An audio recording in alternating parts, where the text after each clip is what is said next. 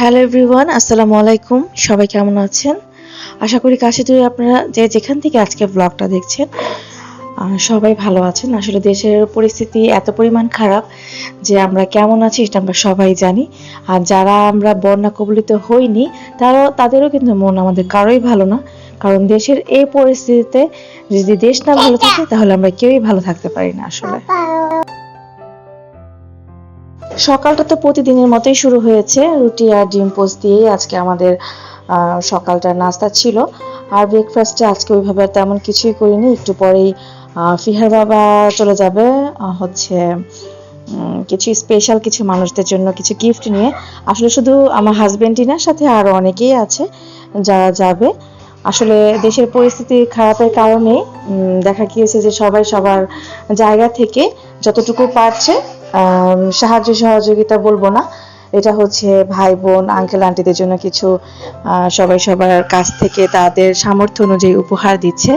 তো আসলে আমরাও চেষ্টা করেছি সার্বিকভাবে তাদেরকে কিছু উপহারের জন্য। আমাদের বাংলাদেশে কিন্তু এটা রীতি আছে, আমরা কারো বাসায় যদি কখনো বেড়াতে যাই, ঘুরতে যাই, তখন কিন্তু আমরা খালি হাতে যাই না, কিছু নিয়ে যাই।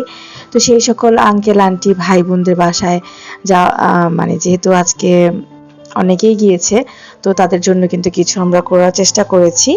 আর তাদের জন্য কিছু ছোট্ট ছোট্ট উপহার নিয়ে যাওয়া হয়েছে। ছোট ছোট অনেক সোনামণি আছে যারা বন্যার মধ্যে ভালো নেই, পানি উঠে গেছে, তাদের ঘর বাড়ির অবস্থা খুবই খারাপ। তো ভিডিওটা কন্টিনিউ করি। আর আমি কিন্তু আমার সংসারের কাজ টুকটাক যা যেখানে আছে সেগুলো একটু গুছিয়ে নিচ্ছি। প্রত্যেকটা জিনিসেরই জাকাত আছে। জ্ঞানের জাকাত হলো মূর্খ লোকের কথা সহ্য করা। রাত যত গভীর হয় দুনিয়ার সকল দরজা ধীরে ধীরে বন্ধ হয়ে যায়, কিন্তু মহান আল্লাহ তাআলার রহমতের দরজা ধীরে ধীরে খুলে যায়।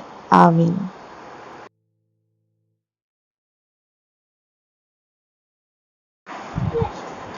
প্রতিদিনের মতো আজকে আবার বলবো, আজকের ভিডিওটা যদি ভালো লেগে থাকে, কোনো অংশ যদি ভালো লেগে থাকে, আমার কথাগুলো কাজগুলো যদি ভালো লেগে থাকে, প্লিজ চ্যানেলটি সাবস্ক্রাইব করবেন।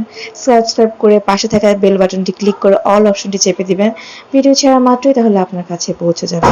আর যদি অলরেডি আপনি কাজটা করে থাকেন তাহলে আপনাকে অসংখ্য ধন্যবাদ। এই তো কিছু উপহার কিন্তু রেডি হয়ে গিয়েছে। সেই সাথে শুকনো খাবার দিলে তো আসলে হয় না, যেহেতু দীর্ঘদিন যাবৎ সবাই শুকনো খাবারই খেয়ে আসছে। তো এখানে খিচুড়ি চিকেন দিয়ে ব্যবস্থা করা হয়েছে, সাথে ডিমও আছে। আর ওইখানে গিয়েই কিন্তু তারা আসলে এই খাবারগুলো রান্না করেছে। আর প্যাকেজিং কিন্তু মোটামুটি ঢাকা থেকেও করে গিয়েছে, সেই সাথে ওইখানে যাওয়ার পরেও মনে হয় কিছুটা করেছে। আসলে আমি তো ওইখানে যাইনি, আমি তো বাচ্চাদের নিয়ে বাসায় ছিলাম। তো আমার হাজবেন্ড এবং সাথে তাদের কিছু টিম ছিল, টিম মেম্বাররা সবাই অনেক হেল্প করেছে, অনেক হেল্পফুল ছিল। সবার উদ্যোগেই আসলে এই কাজটা করা। এখানে একার কোনো কিছুই না, এখানে সবাই মিলে কাজগুলো করেছে।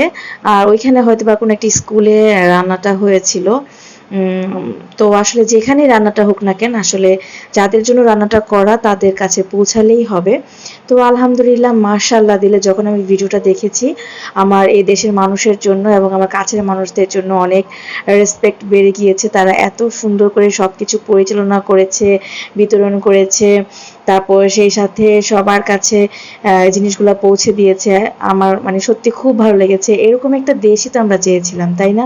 ঠিক একজন আরেকজনের পাশে যাবে, একজনের বিপদে আরেকজন ঝাঁপিয়ে পড়বে। এখন কিন্তু ম্যাক্সিমাম জায়গায় এটাই হচ্ছে।